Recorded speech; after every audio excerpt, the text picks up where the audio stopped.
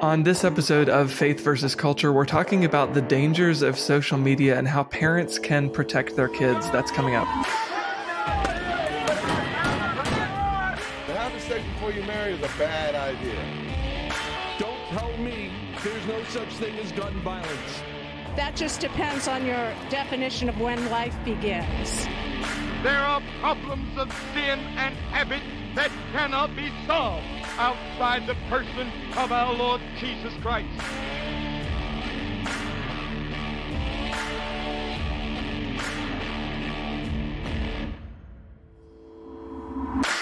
Well, welcome to this week's episode of Faith versus Culture. I'm Trey Goins-Phillips, and I'm joined by my colleague at CBN Digital, Billy Hallowell. Billy, how you doing?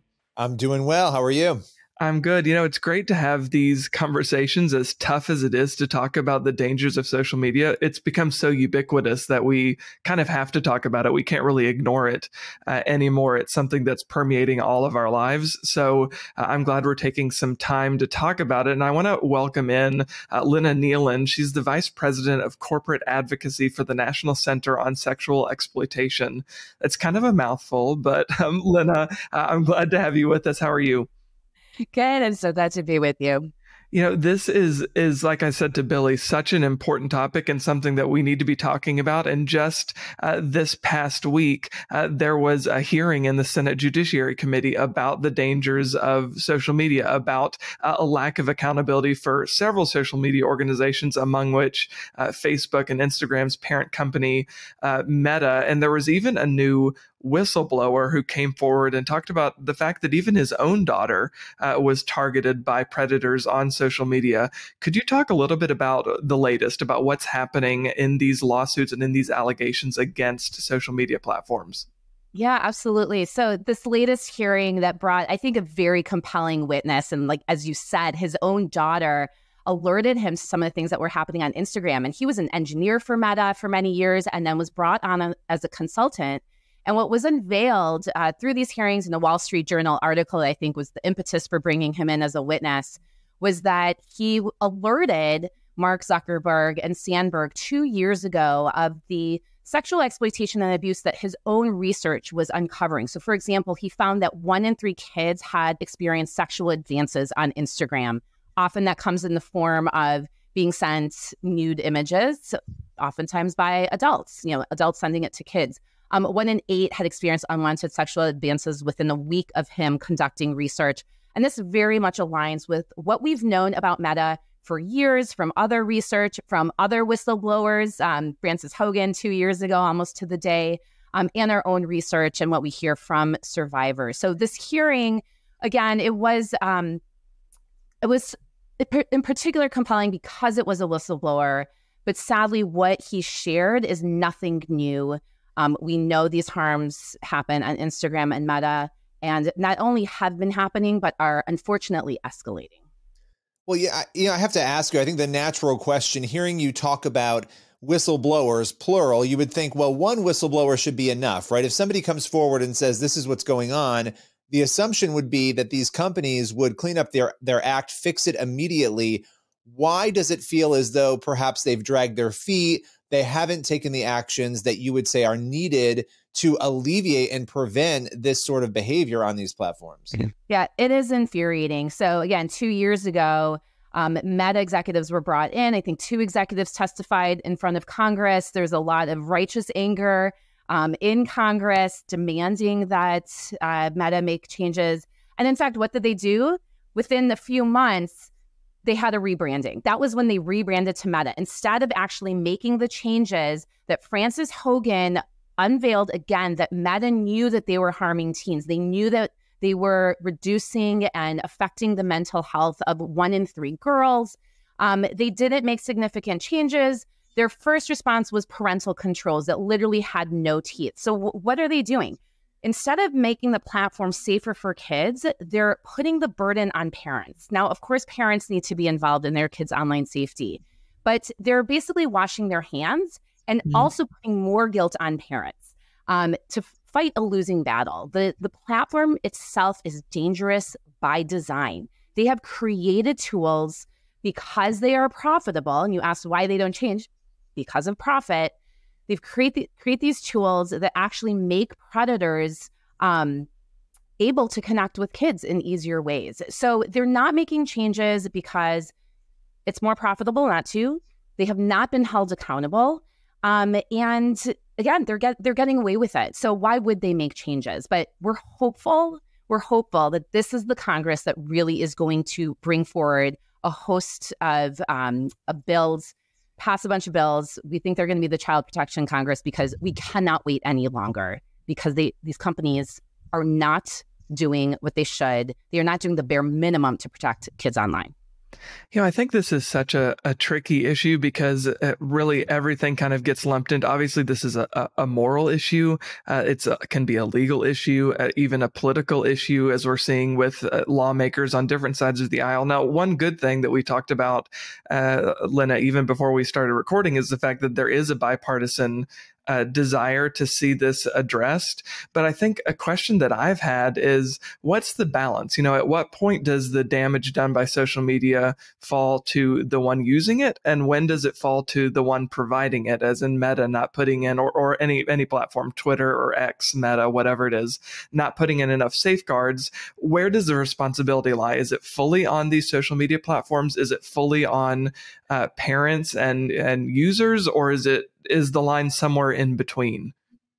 That's a great question. We really do have to look at, our past history. Cars, for example. In the beginning, they came with no seatbelts, no airbags, brakes that maybe worked, maybe didn't. And it took oversight and regulation to make the cars as safe as possible from the get-go. And right now, what's happening is that social media is giving a product, a widely used product that, of course, has its benefits, but it does not have the seatbelts, the airbags, and the brakes in place. And they expect parents to try to figure out how to do all of that, again, on a product that is inherently dangerous. So they have the resources, they have the power to give a product that is safe by its very design. And that is what we want from these platforms. There's legislation right now, Kids Online Safety Act, that has passed judiciary. We hope that it will come to fruition, that is basically putting those bare minimum safety standards in place. And then I think throughout the product, of course, they constantly have to be testing and assessing the risk to young people, to all their users, but especially young people, and prioritize that over profit. Now, we understand they're companies, they want to make profit, but they can't do it at the expense of the user. And then, yes, of course, parents need to be involved. They need to understand how their kids are using social media. Kids need to be taught how to use it responsibly. But right now, they are fighting a losing battle. I understand these platforms. I am on there posing as a young person, as a 13, 14, 15-year-old. I am in these platforms day in, day out, and I can barely keep up with all the changes that are happening, trying to stem predators accessing me, trying to prevent pornography exposure and other harmful content. It is a losing battle. So yes, it's a balance, but right now the balance is completely skewed. What do you say to parents who are giving unfettered access to their kids? Because that is, there's a real battle here. There are so many kids. I have an 11-year-old and an 8-year-old, and I will tell you that my 11-year-old, I can prevent her from being on all of these platforms, which I do, but she goes to school and all of her friends are on Facebook, they're on the bus, they're on Instagram, they're showing each other. What do you say to those parents who really have not done anything to stem social media usage? Yeah, thank you so much for asking that. I think a lot of parents, it's just not knowing, right? Or it's willful ignorance. And we also hear a lot, and it's the phrase that gives me most concern is "not my child." And we unfortunately are living in the world where predator access, at various levels, and exposure to harmful content is a when, not an if. So any responsible parent in this digital age where children's lives are online, right, must do their research, do their homework, and understand the very grave risks that affect every child, every household, doesn't matter what demographic, whether they're in private school, public school, homeschool. We've seen it all, and the risks are very real. And we don't want to come to this from a fear-based angle, but there does need to be this recognition that it is a dire situation. And as you said, you might be talking to your child and putting all the protections in place that you have available in your home. But it is so important to recognize that, yes, they are going to go to somebody else's home. We have seen countless instances of predator and pornography exposure through school-issued devices. So you have to have those conversations often and truly know the world that your kids are in. Yeah. I think it's overwhelming if you just take all this information and you don't have the practical tools. So on the other side of the break, we're going to talk about some practical steps we can all take to protect ourselves and to safeguard our kids. So stick with us and we'll be right back.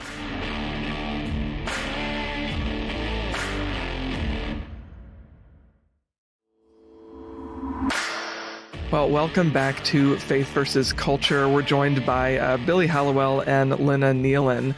Lena, just before the break, you were talking about some of your own experience of having posed as a teenager on these social media platforms. And so you've really been exposed to the dark underbelly of what's actually happening, unfortunately, on many of these social media apps. So if you could talk a little bit about that experience for us. Sure. It is quite horrifying, the things that I have seen and the people who have reached out to me, sometimes within seconds. I will not even have a picture up. I will enter a platform and I'm on the most popular, Meta, all the Meta platforms, Instagram, Discord, and other maybe lesser known ones like Kik, to collect research and evidence that we give to policymakers and the corporations themselves. And very quickly we'll have and our other researchers will be approached by adults, and we'll make it very clear that we are teenagers. I'm in high school, or I'm cheerleading for my sophomore team, and almost immediately we're asked for pictures, and they quickly escalate to asking for nude images, for example.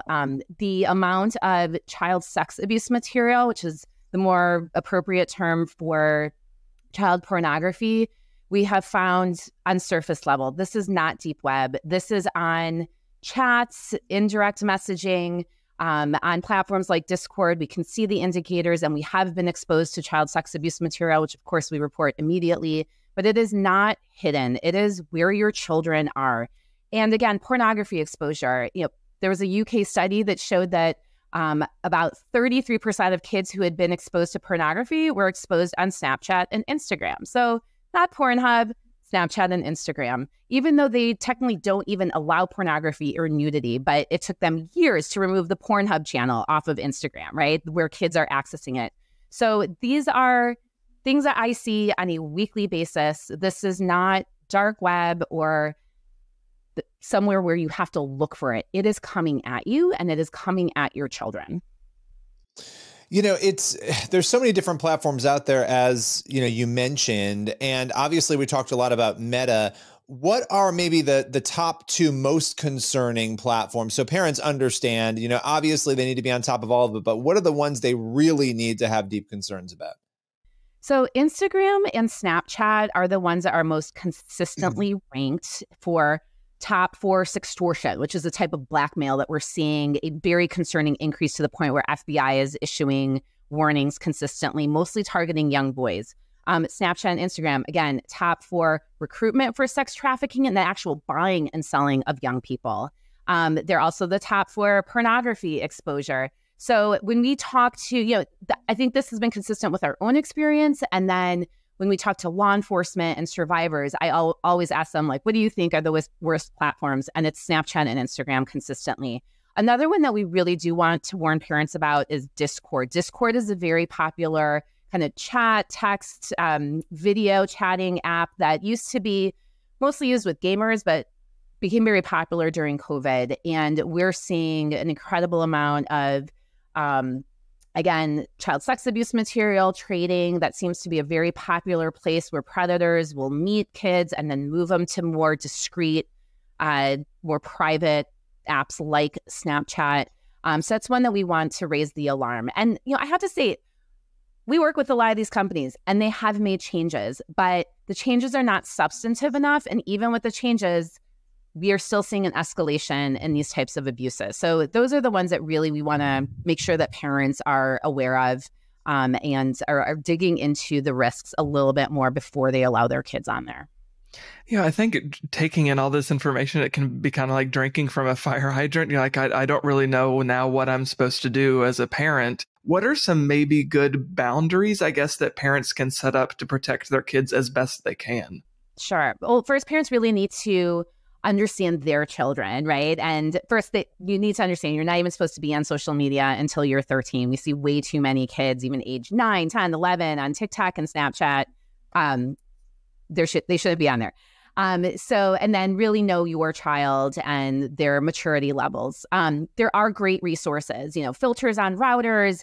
There's software like Bark, which is one of our favorite, and Canopy that can monitor social media and send alerts to parents. Protect Young Eyes is a really great resource. You can actually go and look at devices and apps, and it will show you how to put on the parental controls if they exist, on the various social media platforms. So use the tech tools that are available. They are there. Now, of course, they're not foolproof. So you have to be talking to your children early and often about these issues. Everything from when they're starting the potty train, using anatomically correct terms actually is a sign to predators that a parent is involved and engaging their child in conversations and warning them about potential sexual abuse and exploitation. Again, there are resources out there to have age-appropriate conversations with kids. Defend Young Minds has a great book, Good Pictures, Bad Pictures. Again, how to talk to your 3, 4, 5-year-old about pornography. I know it sounds crazy, but you have to, because again, they may go to school. They may go to a friend's house.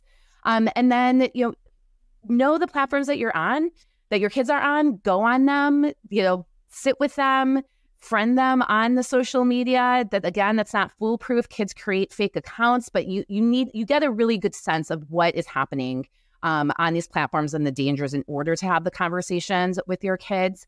And really try to build that trust with your child so that they would come to you if they are in a situation like sextortion, which, again, we're seeing more and more of. And if you feel like, I always advise to give have some other trusted adults that you talk to your kid and you talk to the adult and say, if something happens and you feel like you can't come to mom and dad, go to this person so that they can also help you out. And then it's really important. One of the things I do whenever we have new friends who come to our house or we go to someone's house, I actually ask, do you have guns in the home?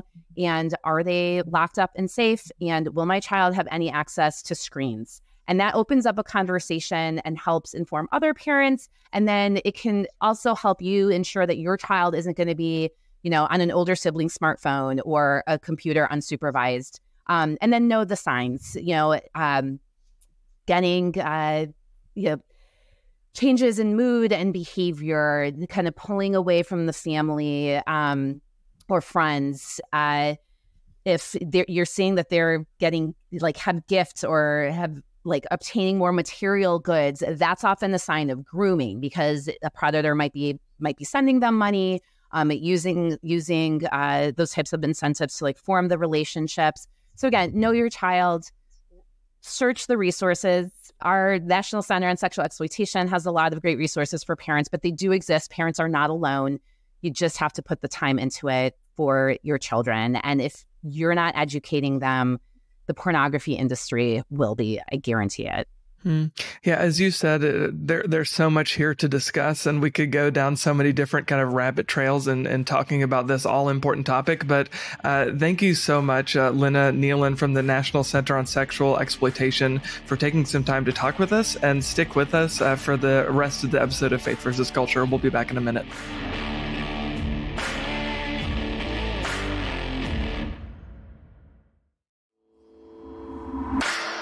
Well, welcome back to Faith versus Culture. I'm joined by my CBN digital colleague, Billy Hallowell.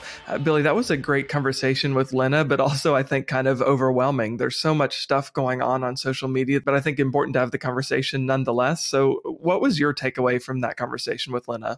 Yeah, I think as a parent, thinking through all the different attributes of this and all the different elements, like you were just saying, I mean, she brought up Roblox. Roblox is a gaming platform that a lot of kids love to be on. There's a chat there too. And so you think, oh my gosh, even the places you think might be safe they very well may not be. And so just, like you said, it's like whack-a-mole, but making sure we're on top of our kids. At the end of the day, I know there are a lot of people in this discussion who will say, it's all on the parents, they have to figure it out. But I would remind people, yes, that is true to a degree. But when you send your kids out into the world to a friend's house, as she was saying, other kids have access and they are going to show your kid things. And so we have to be better about preparing our kids, helping them understand the challenges that are ahead, which, years ago, we didn't have these issues. So things are a lot different. Yeah, well, and I think another thing to remember too is, as Christians, we know that there's an absolute moral standard that's found in Scripture, and obviously, I think it is difficult, like you're saying, to figure out that balance. How much responsibility is on me, and how much responsibility is on these corporations and these social media companies? But you would hope that they would also have a moral compass, right? The people leading these organizations would have a moral compass, and that would be the baseline. Unfortunately, the baseline more often than not is how much money can I make, rather than what safeguards I can put in place that are actually going to protect people from really dangerous things. That should be the concern, is how can I look out for other image bearers of Christ and say, this is going to happen, so I'm going to put in the barriers that I can to make sure that it doesn't happen, so that human beings and their dignity is protected. But unfortunately, that's not how our broken world always operates. So I think it does fall on parents to take responsibility when they can, but also, as Lena was saying, advocate like her organization does on Capitol Hill to DC, talking to representatives, and then holding these corporations' feet to the fire over what rules can you put in place that make this better, not just for you or for us, but for everybody.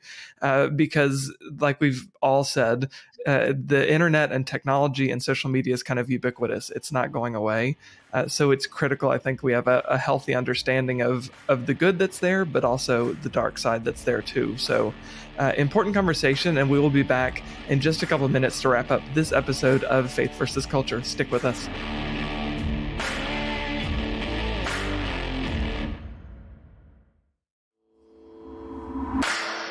Well, welcome back to this episode of Faith versus Culture. Thank you so much for joining us for this all-important conversation. That is all we have time for on this week's episode. If you haven't already, go to cbnnews.com, subscribe to our newsletter.